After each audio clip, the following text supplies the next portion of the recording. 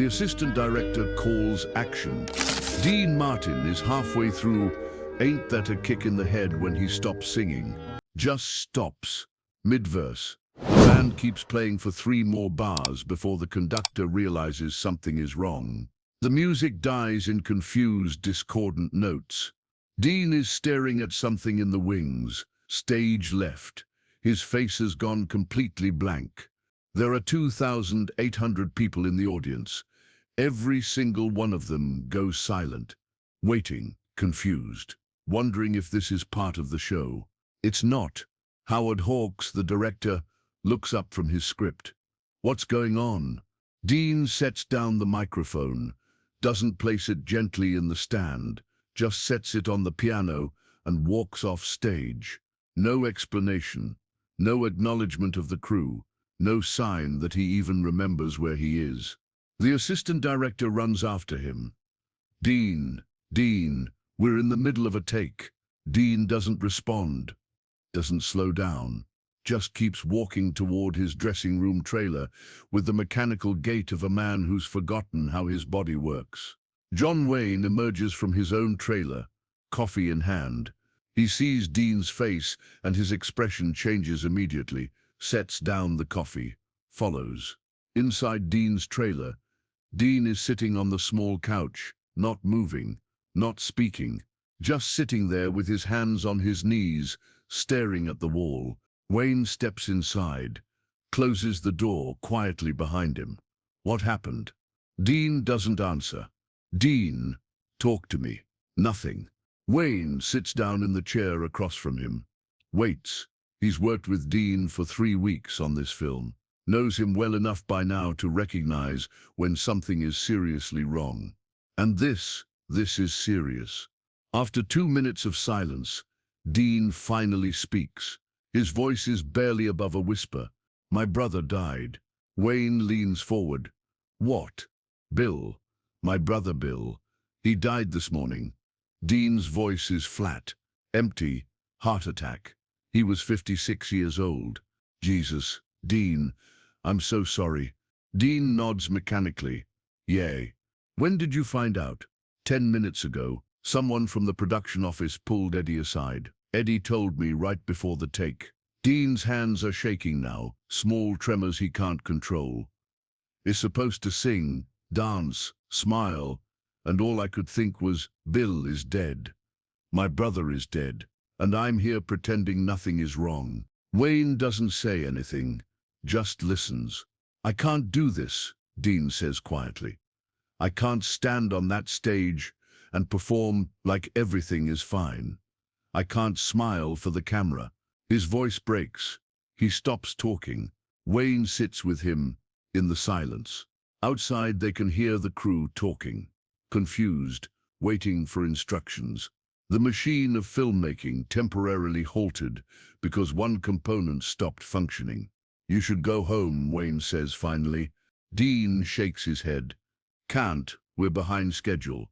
If I leave now, the whole production shuts down. They lose a day, maybe more. That's tens of thousands of dollars. Dean, your brother just died. I know. Dean's voice is sharp now, angry, but not at Wayne, at himself, at the situation, at the universe for terrible timing. I know he died, but Howard needs this scene. We're losing light. We're already 3 days behind because of weather. If I walk off set now, nobody's going to blame you for... Yes, they will. Dean stands up, starts pacing the small trailer. This is a business. You show up, you do your job, you don't let personal things interfere. That's how it works. That's how you build a reputation. You're professional, reliable, you don't fall apart. Wayne watches him pace. You're not falling apart, you're grieving. Same thing in this business. No, it's not. Dean stops pacing, looks at Wayne. I watched my father work in a barber shop for 40 years, every single day. Sick, tired, didn't matter. He showed up, he worked, he provided for his family. That's what men do. They work. They don't crumble because life gets hard. Your father never lost a son while he was cutting hair. No, but he lost plenty of other things. We all do. And you keep going. That's what Bill would want. He'd want me to keep going. Wayne stands up, walks over to Dean, puts a hand on his shoulder. Dean, listen to me. It's been 10 minutes since you found out your brother died. 10 minutes. You don't have to have it all figured out right now. You don't have to be strong right now. You're allowed to fall apart. Dean's eyes are wet. He wipes them roughly. I can't afford to fall apart. Why not? Because if I start, I won't stop. And we've got another 4 weeks of shooting. And I've got a contract. And people depend on me. Dean, I'm fine. Dean takes a breath, squares his shoulders, the mask sliding back into place. I'm fine. Let's go back out there. Let's finish the scene. You sure? Yeah, I'm sure. But he's not sure. Not even close. He just knows that standing still means feeling everything. And he can't feel everything right now. So he'll keep moving, keep working, keep pretending. They walk back to the set together. The crew watches them approach, uncertain, worried. Howard Hawks pulls Dean aside. Eddie told me, Dean, if you need to, I'm good, Howard. Let's shoot. Are you certain? Because we can reschedule. I said I'm good. Hawks studies his face, sees something there he doesn't like. But Dean Martin is standing in front of him, insisting he can work, and Hawks has a movie to make. Okay, if you're sure. I'm sure. They reset the scene. Dean takes his position. The band starts playing. Dean opens his mouth to sing. Nothing comes out. He tries again. The words won't form. His throat has closed. His body refusing to cooperate with the lie his mind is trying to sell. The music stops again. I'm sorry, Dean says. I just give me a second. He walks away from the microphone, takes a few breaths, rolls his shoulders, comes back. Okay, I'm ready. They try again. This time Dean makes it through the first verse. His voice sounds wrong, mechanical, like he's reading words off a teleprompter instead of singing. There's no life in it. No Dean Martin magic, just sounds being produced by a man who's somewhere else entirely. Hawks calls cut. Dean, we need to talk. They step away from the set. Out of earshot of the crew. You can't do this, Hawks says gently. I can hear it. The camera will see it. Whatever you're feeling right now, it's going to be on screen. And that's not what this scene needs. I can do it. I just need... Dean, stop. Hawks isn't angry, just honest. You just found out your brother died. Nobody expects you to perform right now. Nobody expects you to be okay. I expect me to be okay. Then your expectations are unreasonable. Dean looks away, jaw clenched, fighting something. Go home, Hawks says quietly. Mourn your brother. Be with your family. We'll reschedule the scene. We'll make it work. The production will survive. Films survive delays all the time. But you need to take care of yourself. Because right now, you're not here. You're somewhere else. And I can't shoot a scene with a ghost. Dean doesn't respond, just stands there. The fight draining out of him. The reality setting in. Is there someone we should call? Hawks asks. Frank? Someone from your family? No. I'll handle it. Dean, I said I'll handle it. Hawks nods. Knows when to back off. Take whatever time you need. And I'm sorry. About Bill. He must have been a good man. He was. Dean's voice cracks. He was the best man I knew. Dean walks back to his trailer. This time he doesn't stop. Doesn't acknowledge the crew members who try to speak to him. Just goes inside and closes the door. John Wayne gives the crew space. Tells everyone to take an early lunch. Gives Dean privacy, but he stays nearby. Close enough to hear if Dean needs something. Far enough to let him have his moment. Inside the trailer, Dean sits in the same spot, same position. But now there's no pretending, no mask, no performance. Just a man who lost his brother and doesn't know how to carry that weight. The tears come, finally. Quietly at first, then harder. Deep, wrenching sobs that come from a place he usually keeps locked away. The place where he stores all the things he can't afford to feel while he's working, while he's performing, while he's being Dean Martin, the entertainer, the star, the guy who makes everything look easy. But nothing about this is easy. Bill was 7 years older, raised Dean when their father was working, taught Dean how to box, how to stand up to bullies, how to be tough without being cruel. Bill was the steady one, the reliable one, the one who worked in the steel mills and never complained about the heat or the danger or the exhaustion. Bill never chased fame, never wanted the spotlight, just wanted a good job, a good family, a good life, and he got it. Worked hard for 40 years, raised his kids right, treated his wife like a queen, did everything a good man is supposed to do, and then his heart stopped at 56 years old. No warning, no goodbye, just gone. Dean thinks about the last time they spoke, 2 weeks ago. Phone call. Bill asked how the movie was going. Dean complained about the heat in Arizona. They laughed about something. Dean doesn't even remember what. Some dumb joke. And then they said goodbye, and Dean hung up and went back to work. He didn't know it was the last time. Didn't know he should have said more. Should have told Bill how much he meant to him. Should have said the things you're supposed to say to people you love before they disappear. But you never know when it's the last time. That's the curse. You treat every conversation like there will be another one, until suddenly there isn't. There's a knock at the trailer door. Dean wipes his face, clears his throat. Yeah? John Wayne opens the door. Doesn't come inside. Just stands in the doorway. I'm heading into town, getting dinner. You want to come? I'm not hungry. You should eat anyway. I'm fine here. Wayne nods, doesn't push. If you change your mind, I'll be at that steakhouse on Main Street. The one with the terrible coffee. Thanks, Duke. Wayne starts to close the door. Stops. Dean, can I say something? Sure. When my father died, I tried to keep working too. Thought if I just pushed through, I'd be okay.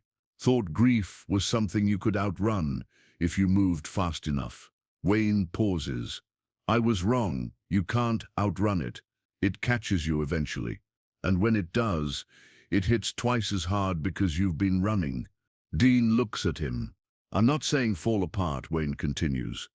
I'm just saying let yourself feel it. Don't perform. Not for the camera. Not for the crew. Not even for yourself. Just be a guy whose brother died. That's enough for today. Wayne closes the door. Dean sits alone again, thinking about Wayne's words, thinking about Bill, thinking about all the years they had and all the years they won't have now. He thinks about calling Bill's wife, his nephew, his niece, having those conversations, hearing their grief, adding his own to it, the weight of shared loss. He thinks about the funeral, having to stand there in a dark suit while people say Bill is in a better place, having to accept condolences from people who mean well but can't possibly understand, having to be strong for his family when he feels like he's made of glass. He thinks about going back on set tomorrow or the next day or whenever Howard needs him, having to smile and sing and dance and pretend he's a man without a care in the world, having to be Dean Martin again, when right now all he wants to be is Dino Crosetti, the kid from Steubenville, Bill's little brother. But that's not an option. That kid doesn't exist anymore. Hasn't existed for 30 years. He's been replaced by Dean Martin, the brand, the persona, the carefully constructed image of effortless cool. And Dean Martin doesn't fall apart, except right now he is. The sun sets. The Arizona heat finally breaks. The crew leaves for the day. The set goes quiet. Dean is still in his trailer when there's another knock. This time he doesn't answer. The door opens anyway. It's Dean's manager. Herman Citron. Dean, I just heard. I'm so sorry. Dean nods. Doesn't speak. Herman comes inside, sits down. I called the studio, told them what happened. They're giving you the rest of the week off. We'll resume shooting Monday. That's only 3 days. I know, but they're already behind schedule. They can't afford much more time. Dean laughs. It's a bitter sound. Right, because the schedule is what matters. Dean, my brother is dead, Herman. He's dead, and the studio is worried about 3 days. I know it's not fair. I know it's not enough time. But this is the business. You know how it works.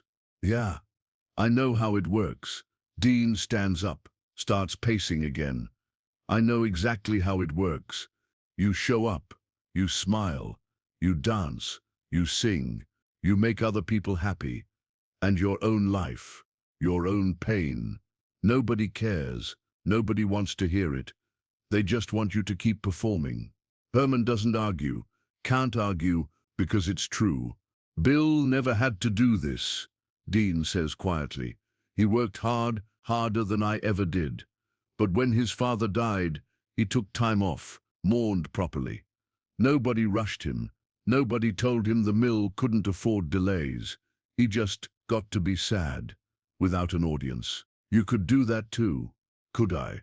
What happens if I take a month off? What happens if I tell the studio I need real time to grieve? They replace me. They find another Dean Martin, someone younger, someone more reliable, someone who doesn't let personal problems interfere with production. Dean, you're not replaceable. Everyone's replaceable, Herman. That's the first rule of this business. They sit in silence for a while. Finally, Herman asks, "What do you want to do?" "I want my brother back." "I know. But what do you want to do about the movie?" Dean thinks about it, really thinks about it. Part of him wants to walk away, get on a plane, fly home, be with his family, forget Hollywood exists. But the other part, the professional part, the part that's been trained for 30 years to never let anyone down, knows he can't do that. Can't leave Hawks and Wayne and the entire crew hanging, can't burn bridges, can't develop a reputation as difficult or unreliable. "I'll be back Monday," Dean says finally. 3 days, I'll make it work." "You sure?" "No, but I'll do it anyway." Herman nods, stands to leave, stops at the door. "Dean, for what it's worth, I think you're making a mistake. I think you should take more time." "Why?" "Because grief doesn't follow a schedule, and trying to force it to, that's how you break." "Maybe I'm already broken." Herman doesn't have an answer for that, just leaves quietly, closes the door behind him.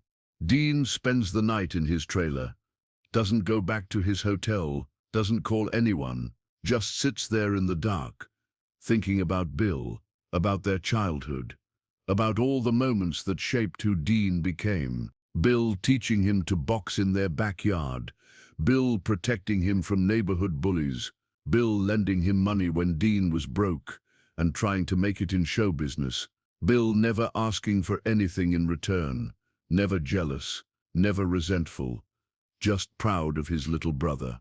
And now Bill is gone, and Dean is here, in a trailer in Arizona, about to pretend none of this happened so he can sing a cheerful song for a movie about cowboys. The absurdity of it hits him. The grotesque disconnect between what he's feeling and what he's expected to do. And for the first time in his career, Dean wonders if it's worth it. If any of this is worth it. Morning comes. Dean hasn't slept. His eyes are red. His face is drawn. He looks 10 years older than he did yesterday. There's a knock at the trailer. "Dean, it's Duke." Dean opens the door. Wayne takes one look at him and shakes his head. "You look like hell. Feel worse. Come on, I'm buying breakfast." They drive into town, find a small diner, sit in a booth in the back where nobody will recognize them. Order coffee and eggs and toast. Wayne doesn't try to make small talk, doesn't fill the silence with platitudes, just sits there, eating, being present. Finally, Dean speaks. You asked yesterday how I was doing. I lied. I'm not fine. I'm not okay. I feel like someone ripped a hole in my chest and I'm expected to just keep going, like nothing happened. That's honest. Yeah, it's also terrifying. Why? Because if I'm not fine, if I'm not okay, then what? I can't do my job, can't perform, can't be who everyone expects me to be. And if I can't be that, then who am I? Wayne sets down his coffee. You're a man whose brother died. That's who you are today. Tomorrow you might be something else. But today, that's enough.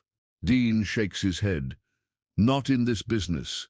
In this business, you're only as good as your last performance. You falter once, show weakness once, and people remember. They whisper. Dean Martin fell apart. Dean Martin couldn't handle pressure. Dean Martin isn't reliable. Let them whisper. Easy for you to say. You're John Wayne. You're bulletproof. No. I'm a man who learned the hard way that pretending to be bulletproof just means the bullets hurt more when they finally hit. Dean looks at him. When did you learn that? When my first marriage fell apart, I tried to keep working through it, tried to smile for the cameras, pretend everything was fine, and it destroyed me. Took years to recover. Years I'll never get back. Wayne pauses. Don't make my mistake, Dean. Don't sacrifice yourself to maintain an image. What's the alternative? Be honest. Tell Howard you need more time. Tell the studio you're human. Tell the world if you have to. Whatever it takes to give yourself space to grieve properly. And if that ends my career, then you find out what matters more. The career or your soul. They finish breakfast in silence, drive back to the set. Dean still doesn't know what he's going to do, still torn between duty and self-preservation. But when they arrive, something has changed. The crew is gathered around Howard Hawks, talking quietly. When Dean approaches, Hawks pulls him aside. Dean, we've made a decision. The studio agreed to give you 2 weeks, not 3 days, 2 full weeks. No pressure, no rush. Take whatever time you need. Dean stares at him. How did you, who authorized that? Hawks nods toward John Wayne. Wayne is standing by his trailer, coffee in hand, watching. When Dean makes eye contact, Wayne raises his cup, small salute. Dean walks over. What did you do? Called the studio head this morning. Told him if they didn't give you proper time, I'd walk. Breach my own contract if necessary. Duke, you can't. Already did. And before you argue, know that Howard backed me up. Said he'd rather shut down production for 2 weeks than lose you permanently. Said good actors are replaceable, but good men aren't. Dean's eyes fill with tears again. I don't know what to say. Don't say anything. Just go home. Be with your family. Mourn your brother. And when you're ready, actually ready, not performing ready, come back. Dean nods, can't speak, too overwhelmed. Wayne puts a hand on his shoulder. Your brother was proud of you, Dean. You know that, right? I hope so. He was, and he'd want you to take care of yourself, not the image, not the career, you. Dean finally understands, finally lets himself feel the permission. The space, the humanity of the moment. Thank you, Duke. Don't thank me. Just honor your brother by being honest. About your grief, about your pain, about what you need. That's the only way through this. Dean drives to the airport, flies home to Los Angeles, goes to his brother's house, hugs Bill's wife, holds Bill's children, cries with them, shares stories, laughs at memories, grieves properly. And 2 weeks later, he returns to Arizona. The crew welcomes him back quietly. No fanfare, no questions, just space. Dean walks onto the set, takes his position. The band starts playing. This time when he sings, it's different. There's weight to it, depth, the voice of a man who's been broken and is slowly putting himself back together. The performance is better for it, more real, more human. Hawks watches from behind the camera, smiles. That's it. That's the take. Later that day, Dean finds John Wayne. Duke, I owe you. You don't owe me anything. Yes, I do. You gave me something I didn't know I needed. Permission to be human. Wayne nods. Just pay it forward someday. When you see someone drowning, throw them a rope. That's how we survive this business. By refusing to let each other drown. Years later, when John Wayne is diagnosed with cancer, when he's weak and scared and facing his own mortality, Dean Martin shows up. Doesn't call first. Doesn't ask permission. Just shows up at Wayne's house and sits with him through the fear, through the pain, through the treatments. And when Wayne asks why, Dean's answer is simple. Because you taught me that strength isn't about never falling apart. It's about giving each other space to fall apart, and then helping each other stand back up. That's the real story of Rio Bravo. Not the movie that made it to screen, but the moment between takes when John Wayne refused to let Dean Martin drown, when Hollywood's toughest cowboy showed Hollywood's coolest crooner that vulnerability isn't weakness, it's survival. And sometimes the most heroic thing you can do is admit you're not okay,